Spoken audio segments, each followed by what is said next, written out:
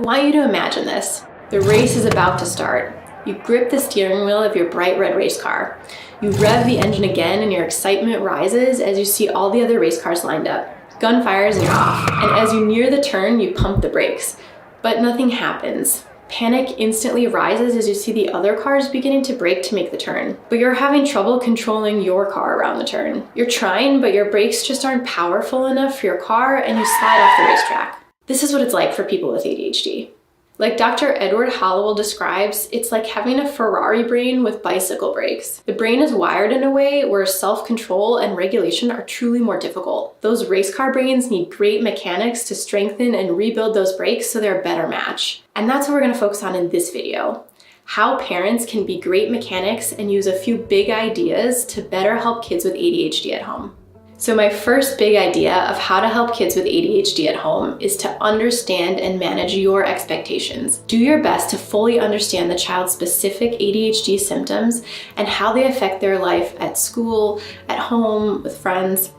And then with that understanding, do your best to have realistic expectations as a parent. ADHD affects 1 in every 15 to 20 kids, and it may look different in every child because there are actually 3 different ADHD presentations: inattentive, hyperactive, and a combination of the two. It's not just about sitting still and having trouble focusing.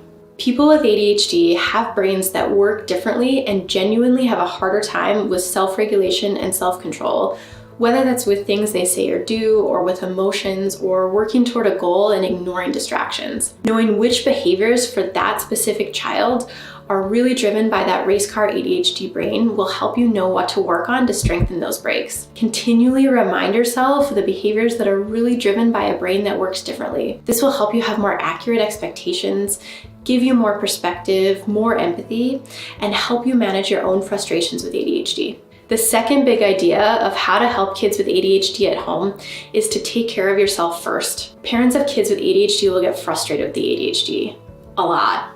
So as the race car mechanic, you need to make sure you have the resources and are strong to work on what's needed. And the only way you're going to be able to do that, to be the successful mechanic, is to take care of yourself first. ADHD is a neurodevelopmental disorder.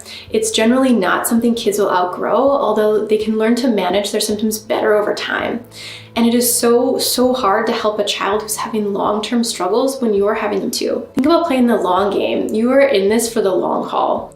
You cannot afford to be burned out all the time. Now, of course, parents have hard days and big reactions and feelings too, but you need to make sure that you're continually filling yourself up and taking time off. So yes, this includes prioritizing basic things like getting enough sleep and exercise and good nutrition and some social support. By the way, if any of those things are tough for you for whatever reason, please find some time to pause and think about what kind of changes your life needs so you can have a system that runs better and more efficiently to get your own needs met. Not only will it be easier to parent a child with ADHD, but you'll also be a good model for them, and they need to learn those basics of taking care of themselves too. By the way, if you found this video helpful so far, let me know by tapping the like button. It'll help it spread to more families who need it.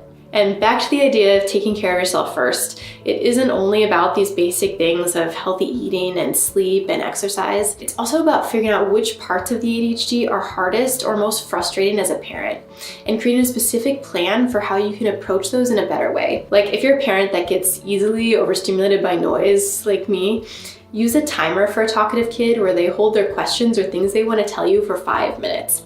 Have them write them down or draw pictures so they don't forget what they want to say, because forgetting and remembering things in their mind is hard for kids with ADHD. Also, if you have a really talkative kid, one who asks a lot of questions, you can start with just 1 or 2 minutes and work your way up to 5.